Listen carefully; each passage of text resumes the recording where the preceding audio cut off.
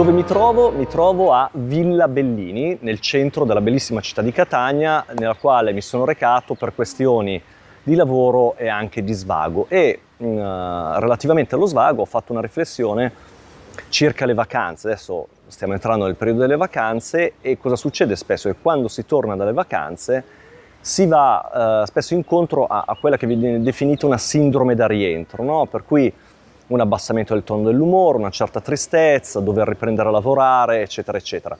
Cosa possiamo fare per limitare questo tipo di disagio, questo tipo di disturbo, che naturalmente non può essere ritenuto una vera depressione? Il primo consiglio è non fare le cose di fretta, nel senso, tornate dalle vacanze lasciandovi però un periodo di compensazione prima del rientro dal lavoro, nel senso che tornare dalla vacanza e subito il giorno dopo, mezza giornata dopo, rientrare al lavoro potrebbe essere un pochino più traumatico, mentre invece tornare e riacclimatarsi al clima cittadino, se abitate in città o dove abitate, e all'ambiente domestico facilita un pochino la dimensione del rientro. Un'altra cosa sulla quale si può riflettere è in effetti il fatto che una certa attitudine un pochino più spensierata, divertita, anche scapestrata, che possiamo avere quando siamo in vacanza, possiamo importarla, no?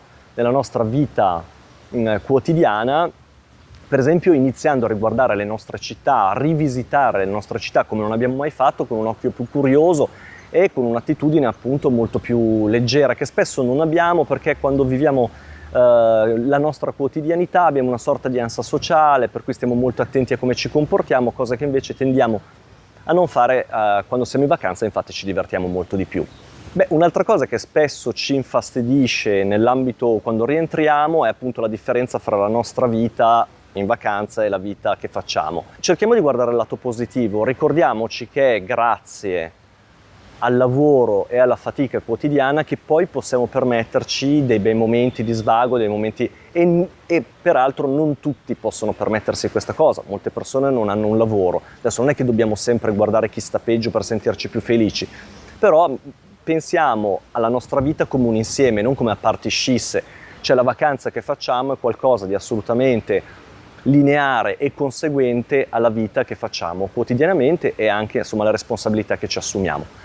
Ultimo punto, quanto è diversa la vita che facciamo quotidianamente dalla vita che abbiamo fatto in vacanza. Ora è ovvio che in vacanza, come ho detto prima, abbiamo un'attitudine, un atteggiamento molto più positivo, però sta a noi riflettere sul fatto di quanto in realtà infelici possiamo essere poi una volta tornati a casa. Per cui, come dicevo, si tratta di una sindrome un pochino da disadattamento temporaneo. Se però ci accorgiamo che tornare alla nostra vita quotidiana è un'enorme fatica, allora riflettiamo sul fatto che probabilmente qui non è più un problema di vacanza, forse c'è qualcosa nella nostra vita quotidiana che ci pesa molto, qualcosa sulla quale possiamo riflettere, qualcosa che possiamo provare a sistemare, e in quel caso la psicologia può essere sicuramente di aiuto. Io vi saluto e vi aspetto al prossimo video. Ciao!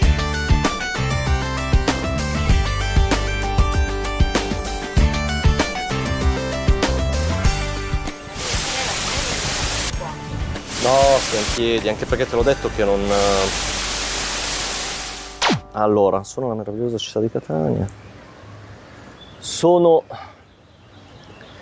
nella meravigliosa città di Catania, al Parco... No, aspetta, Parco Bellini? Villa Bellini. Villa Bellini, sono... Per l'esattezza, ok. Sono nella meravigliosa città di Catania, no.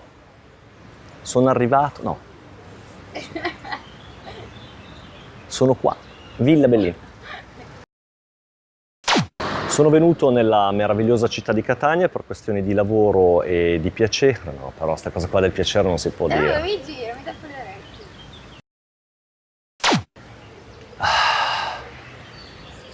No, dai, aiutami a concentrarmi perché qui la situazione è molto grave. Il che crea proprio una netta divisione fra il nostro atteggiamento che abbiamo in vacanza e l'atteggiamento che invece abbiamo quando appunto siamo in vacanza.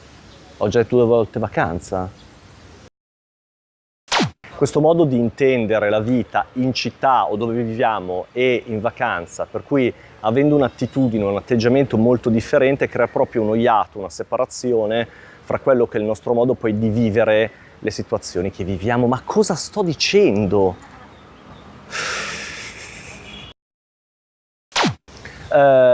Un'altra cosa ancora che possiamo permetterci di fare è, non mi ricordo più, non mi ricordo più il quarto punto. Ricreare degli spazi. Che spa? Cosa hai detto?